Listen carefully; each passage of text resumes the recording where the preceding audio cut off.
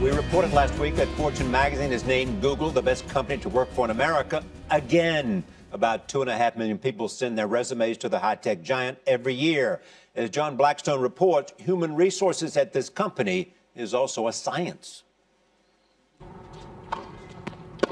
Welcome to the good life at Google. This campus in Mountain View, California offers employees comforts, privileges, and perks that workers at most other companies can only envy. But what may seem like luxuries are actually good business, and Google can prove that because the company studies everything it does. We try to bring as much analytics and data and science to what we do on the people side as our engineers do on the product side. Laszlo Bach heads Google's People Operations Department. That's HR to you and me. Google's talent for data mining gives him detailed information on what pays off. When an employee starts on their first day, we have data that says if the manager shows up and says, "Hi, nice to meet you, you're on my team, we're going to be working together," and does a few other things, those people end up 15% more productive in 9 months. Google will be an unconventional company. To make sure the rest of a Googler's career remains productive is David Radcliffe's responsibility. We thought it'd be a great idea to build a building that allowed us to really try out new things and find out what works and what doesn't work. He's in charge of creating the perfect environment. We call it our living laboratory. Inside the living lab, Radcliffe's team tests everything from floor to ceiling. Diner booths, it turns out, can work better than traditional conference rooms. I always say casual collisions are what we try and create within the work environment. You can't schedule innovation, you can't schedule idea generation, and so when we think about our facilities around the world, we're really looking for little opportunities for engineers or for creative people to come together. The rooms Google has created for those creative people include ski gondolas in the Zurich office, a pub-like meeting room in Dublin, and a sidewalk cafe in Istanbul. So this is a conference room in here. It's a conference room that was made overnight.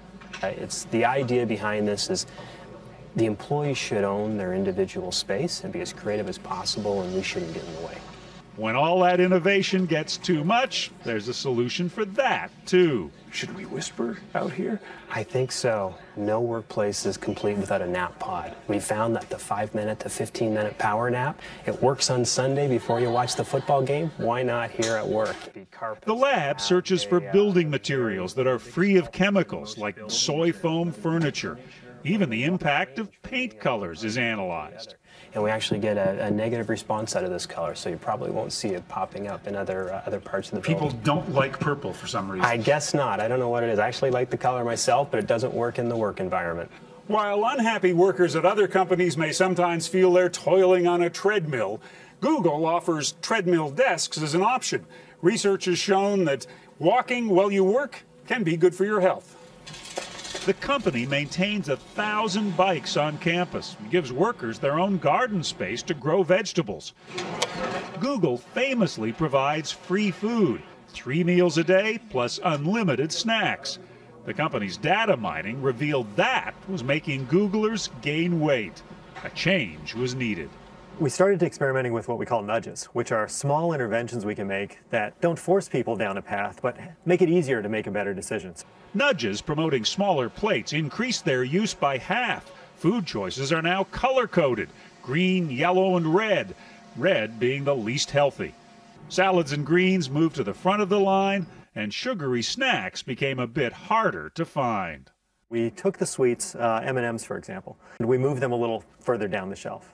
And what we found was over a 7-week period, we actually had people consume over 3 million fewer calories of M&Ms.